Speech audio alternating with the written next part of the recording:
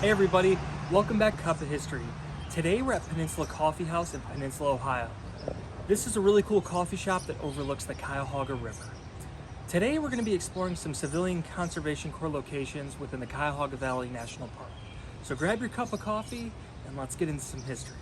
Today our story starts with the Great Depression, which started in 1929 with the stock market crash and went till 1941 when the United States entered World War II. During the height of the Depression in 1933, over 12 million people were unemployed and couldn't find jobs. Something needed to be done. Franklin Delano Roosevelt stepped in with the New Deal. One of his New Deal programs was the Civilian Conservation Corps, aka the CCC, which put young men to work. Company 576 arrived in December of 1933 during a snowstorm. They initially lived in tents. They built roads. They built the shelters we're going to be looking at today.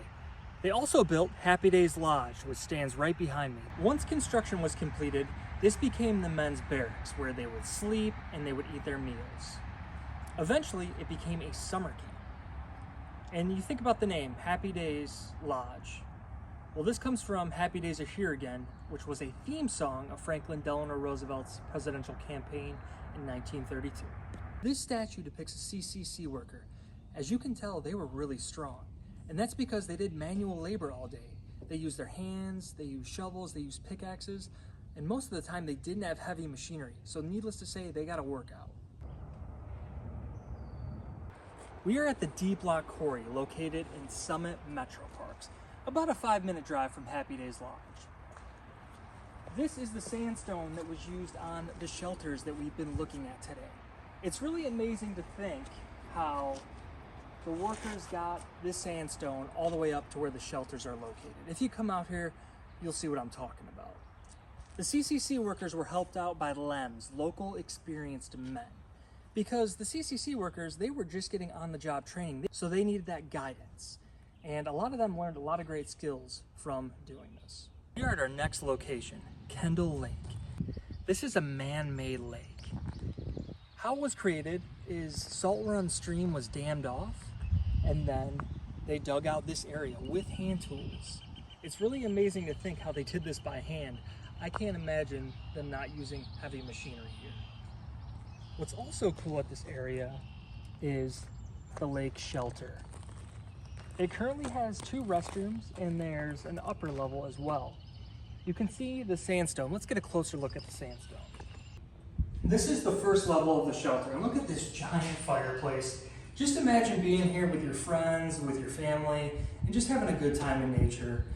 It's truthfully amazing that FDR and the CCC really had the forward thinking to make a place where people could come and enjoy nature. Once again, we have the sandstone, and this is just rock solid, the sandstone from the quarry that we just saw. Taking a walk up these steps, it just feels like you're going back in time. You can just imagine the CCC workers, working really hard and creating this beautiful facility. Let's take a little walk inside.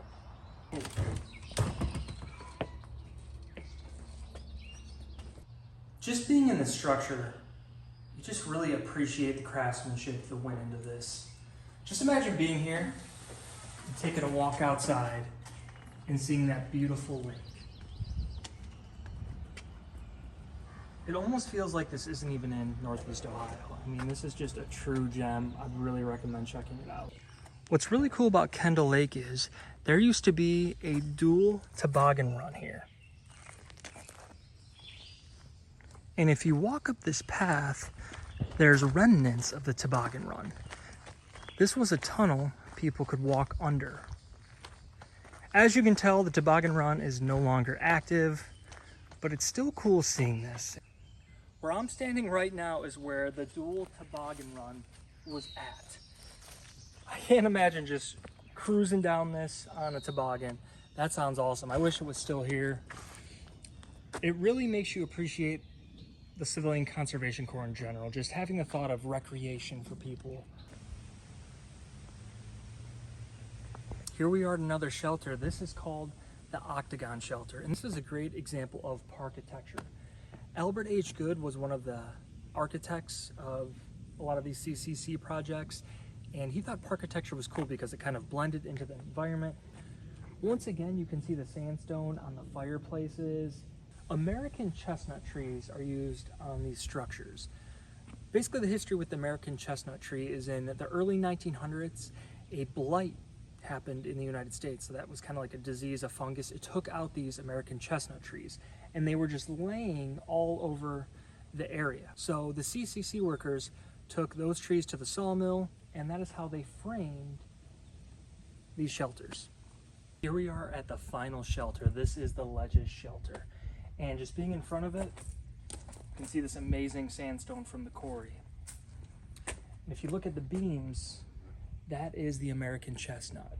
Those beams are heavy duty.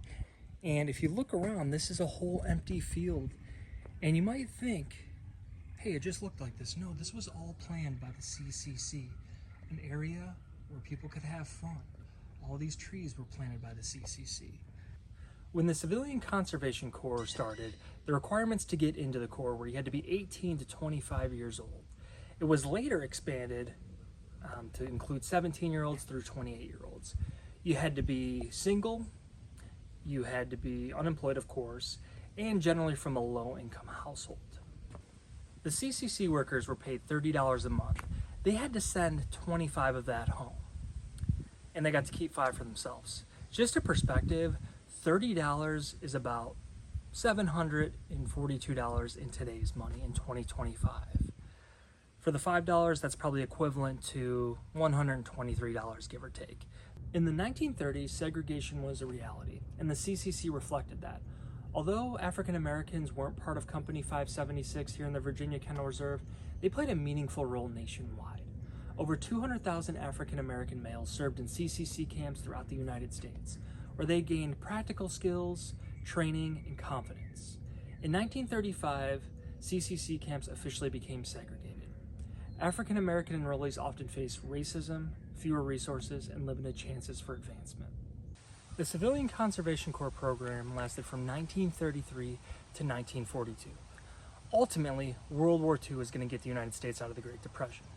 However, the CCC, even though it was only around for a small time, really helped out a lot of people. It built confidence in America, and it put some people to work.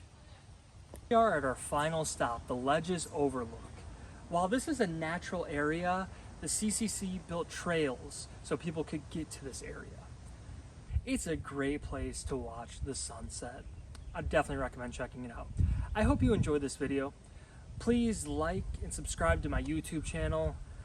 My goal with this channel is to give you a small piece of history. There's a lot more that goes in the Civilian Conservation Corps, but I just want to get you out to these historical locations. I want to show you some new coffee shops you can check out. But we'll catch you next time for a cup of history. Thank you.